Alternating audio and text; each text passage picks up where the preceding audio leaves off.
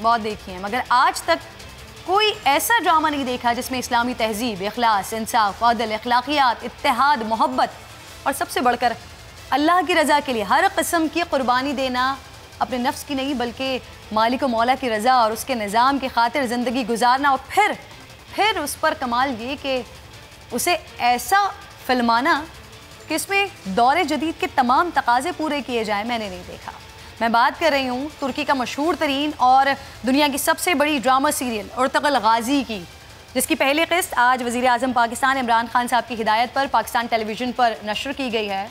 इस ड्रामे में 13वीं सदी में मुसलमानों की आलमी फतूहात को दिखाया गया। कुछ दिन पहले जब वज़ीर आज़म पाकिस्तान ने इसे नशर करने का ऐलान किया था तो सोशल मीडिया पर चंद लोगों ने ये भी कहना शुरू कर दिया था कि ये ड्रामा दर हकीकत इमरान खान को नहीं बल्कि बुशरा बीबी को पसंद आया है, क्योंकि वो अपनी ज़िंदगी को इस्लामी तालीमात के मुताबिक गुजारती हैं, इसलिए उनकी ख्वाहिश है कि ड्रामे को PTV पर नशर किया जाए। इसमें कितनी सच्चाई है इस पर भी मैं बात करूंगी, मगर अभी इस तारीखी ड्रामे के हवाले से मैं कुछ आपको बताना चाहती हूँ। ये ड्रामा तुर्की के मारूफ फिल्म साज की जानिब से बनाया गया है और दिल उर्तुगल एक तिलिस्म कदा है जो माजी को हाल से जोड़ता है और मुस्तकबिल की तामीर करता है। ये वो आईना है नाज़रीन जिसमें माजी और हाल इकट्ठे एक साथ यकजा दिखाई देते हैं। ये उम्मत का वो ख्वाब है जो आज से ठीक 800 बरस पहले देखा गया। इस ड्रामे के 5 सीज़न हैं। पहले सीज़न से लेकर 5वें सीज़न तक कहानी, प्लॉट, किरदार, मुकालमे, प्रोडक्शन सब बेहतरीन, जानदार। आप एक दफ़ा ये ड्रामा ज़रूर देखिएगा, तो फिर इसे पूरा किए बगैर आप दम नहीं लेंगे। बहरहाल इसमें दिखाया जाने वाला कल्चर ज़रूर है ऐसा कि इसे आप अपनी फैमिली के साथ बैठकर मुतमईन होकर देख सकते हैं। इस ड्रामे को इस्लामिक गेम ऑफ थ्रोन भी कहा गया है। मेरे ख्याल में इस्लामिक का लफ्ज़ इस्तेमाल करने की ज़रूरत नहीं है। हाँ, ये कहा जा सकता है कि अगर गेम ऑफ थ्रोन मगरबी कल्चर और नज़रिए का नुमाइंदा है तो दिल उर्तुगल आज के दौर में इस्लामिक कल्चर और नज़रिए का नुमाइंदा है, जहाँ गेम ऑफ थ्रोन्स में मगरबी तहजीब के औसाफ, बदकारी, फहाशी, उरियानियत, महरम रिश्तों की तबाही और इक़्तिदार के लिए बदतरीन जद्दोजहद दिखाई गई है। 13वीं सदी ईस्वी में जब मुस्लिम दुनिया इंतशार का शिकार थी, खिलाफत अब्बासिया कमज़ोर पड़ चुकी थी, मंगोल पे दर पे हमलों से मुस्लिम दुनिया को तख्त ताज को ताराज कर रहे थे, उसी दौर में काई कबीला जो बहुत से दूसरे तुर्क कबीलों की तरह एक खाना बदोश कबीला था, उर्तुगल ने सलीबों के साजिशों और मंगोलों के हमलों के ख़िलाफ़ न सिर्फ तुर्क कबीलों की एक लड़ाई लड़ी बल्कि एक ऐसी रियासत की बुनियाद रखी जो आगे चलकर अजीम उस्मानी सल्तनत के नाम पर 700 साल तक दुनिया के नक्शे पर कायम रही, जिसने अरबो अजम के फिर से खिलाफत की वहदत तले इकट्ठा कर दिया और जिसने यूरोप, एशिया और अफ्रीका के 3 बड़े आज़मों पर इस्लाम का परचम लहरा दिया। अब आप ये सोचिए कि जब मैं आपको ये बता रही हूँ तो मेरा जोश और मेरा जज्बा कि ये इस्लाम की तारीख़ है, ये हमारी तारीख़ है जिस पर हम फ़ख्र महसूस करते हैं, तो जब हम इसे देख रहे होंगे उस वक्त क्या सिलसिला होगा। इस ड्रामे में दिखाया गया कल्चर कदीम इस्लामी तुर्क कल्चर है, वो बहुत खूबसूरत है। उनके बहुत से रस्म व रिवाज देख कर दिल यही करता है कि काश हमारे यहाँ भी ऐसे ही रस्म व रिवाज हों। खुसूसन तुर्क ख़वातीन का माशरती किरदार बहुत जानदार और कुदरती दिखाया गया, जो आज के दौर में औरतों की आज़ादी और फेमिनिज़म का शाफ़ी इलाज है। मगर मेरा सवाल अब यहाँ पर यह है नाज़रीन कि क्या पाकिस्तान में ऐसे ड्रामे बनना मुमकिन नहीं है? क्या हमारी तारीख़ ऐसे बहादुरों और इस्लामी तहजीब से भरी हुई नहीं है? तो क्या वजह है कि हम उर्तुगल जैसा शाहकार नहीं बना सके? अहलियत का मसला है, या फिर इस तरफ तवज्जो ही नहीं दी गई, या फिर हमारे पास सही तारीख़ मौजूद नहीं है? क्या वजह है कि हम ऐसा काम नहीं कर सकें? इस पर बात करने के लिए पाकिस्तान की मारूफ शख्सियत किसी तारुफ की मोहताज नहीं है। खलीलुर रहमान कमर साहब मेरे साथ मौजूद हैं, मुफ्ती ज़ुबैर साथ मौजूद हैं। मैं आप दोनों को खुशामदीद कहती हूँ। और सबसे पहले खलीलुर रहमान कमर साहब, आपकी फील्ड है सर, आप ही इसी बात का बेहतरीन तरीके से जवाब दे सकते हैं। इस ड्रामे के बारे में जो कुछ मैंने बताया, क्या ज़बरदस्त खूबसूरत तारीख़ है, हम क्यों कोई ऐसा शाहकार नहीं बना सके? हम क्यों इस तरफ काम नहीं कर सके या नहीं करते? क्या मसला क्या है? क्या तारीख़ की कमी है हमारे पास, या फिर तवज्जो ही नहीं देते इस पर? अस्सलाम वालेकुम everybody who is listening this time watching the programme. अस्सलाम वालेकुम Mufti Zubair sahab, nice to see you with me there on the panel. Kiran Naz, मुझे ज़रा बताइएगा इससे पहले कि मैं जवाब दूं आपको, तुर्की की सरकारी ज़बान क्या है? तुर्की की सरकारी ज़बान तुर्की है। तुर्की की सरकारी ज़बान टर्किश है। हाँ। टर्किश है। तो उस खुशकिस्मत कौम के पास अपनी ज़बान मौजूद है और मेरी बदकिस्मत कौम के पास अपनी ज़बान मौजूद नहीं है।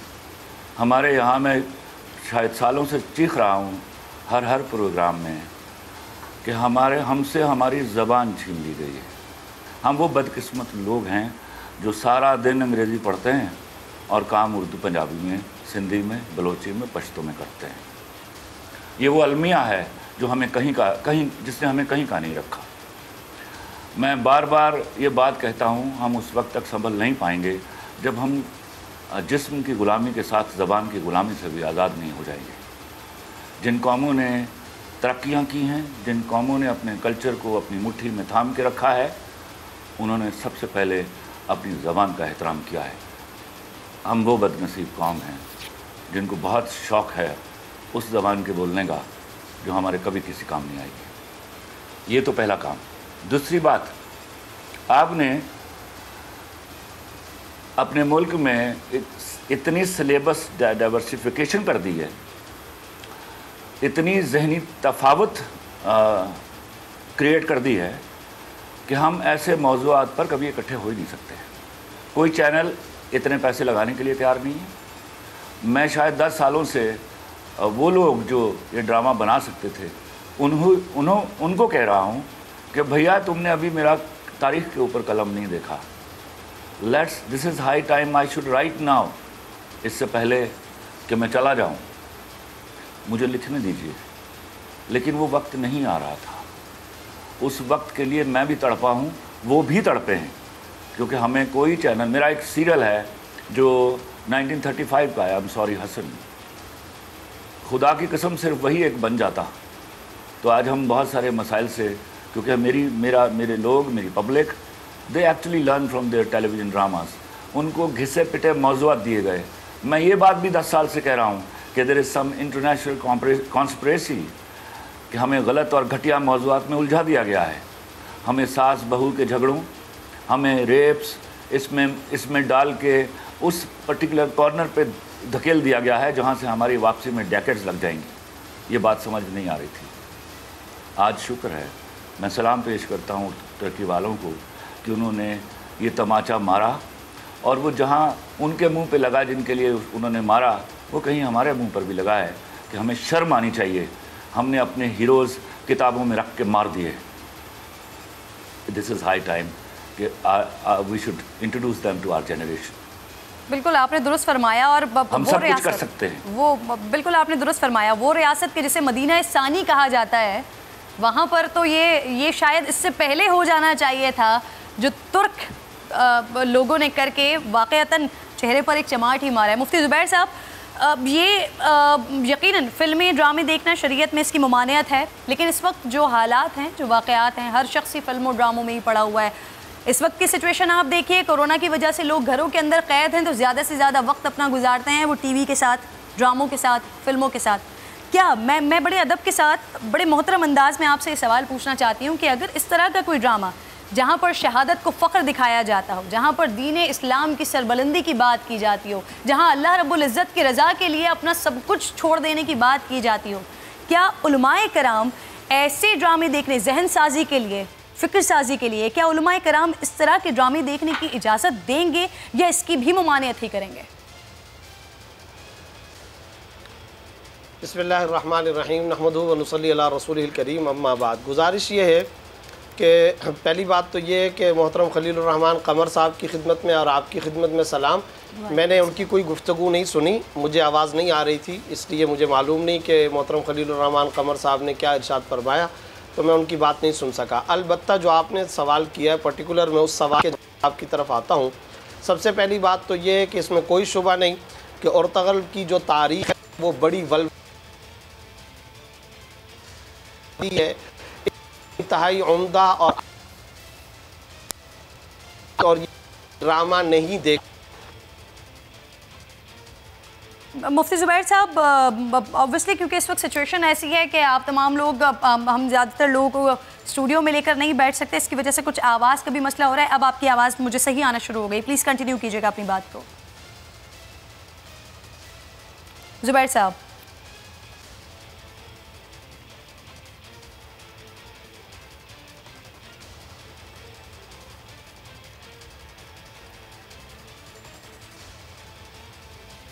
मुफ्ती ज़ुबैर साहब, मैं आपकी जानिब दोबारा आती हूँ। खलीलुर रहमान साहब, आपके जब हम ड्रामा देखते हैं तो आप कोई मुख्तलिफ ऐसा किरदार उठाते हैं, कुछ इस तरह की आप बात करते हैं जो वाक़तन किसी न किसी तरफ या तो सबक आमूज़ होती है या माशरे के किसी तरफ किरदार की निशानदेही कर रही होती है। और तुगल की जिस तरह से आपने ये पूरा का पूरा भी एक नक्शा खींचा है कि क्या किया है तुर्कों ने और क्या ये हमारे लिए भी क्या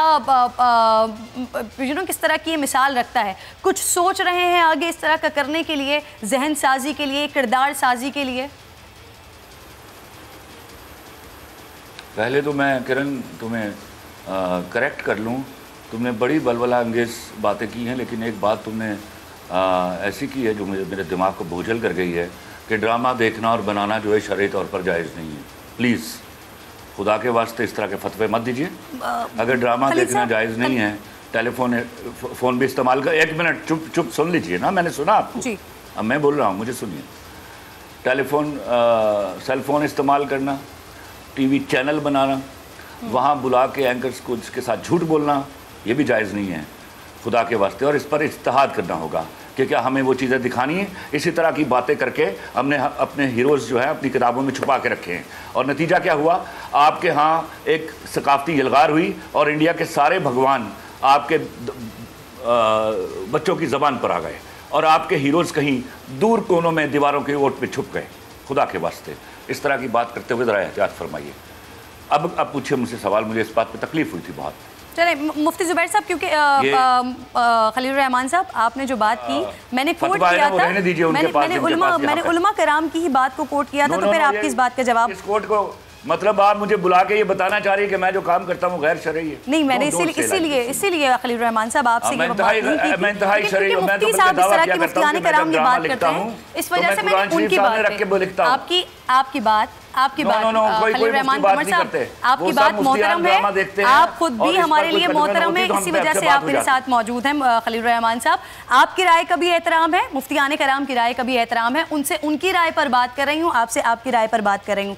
मैं आपसे ये पूछ रही थी कि आप कुछ इस तरह का सोच रहे हैं, मौज़ूआत के ऊपर उनके फतवे हो सकते हैं, वो काबिल कबूल है।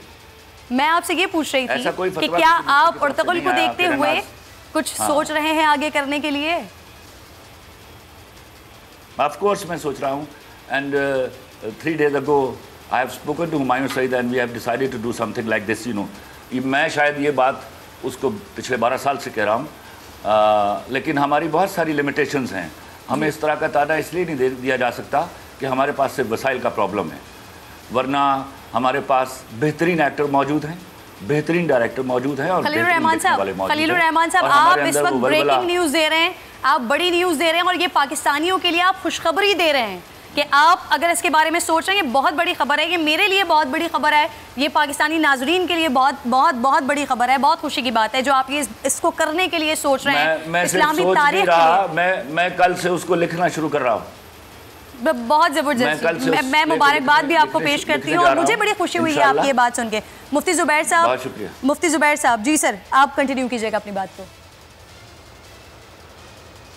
जी, मैं गुजारिश करता हूँ, सबसे पहले तो मैंने ये अर्ज़ किया, मुझे नहीं मालूम पिछली जो गुफ्तगू मैंने शुरू की थी तो वो आवाज़ उसकी आई या नहीं आई, लेकिन सबसे पहले तो मैंने आपकी और खलील रहमान कमर साहब की खिदमत में सलाम पेश किया।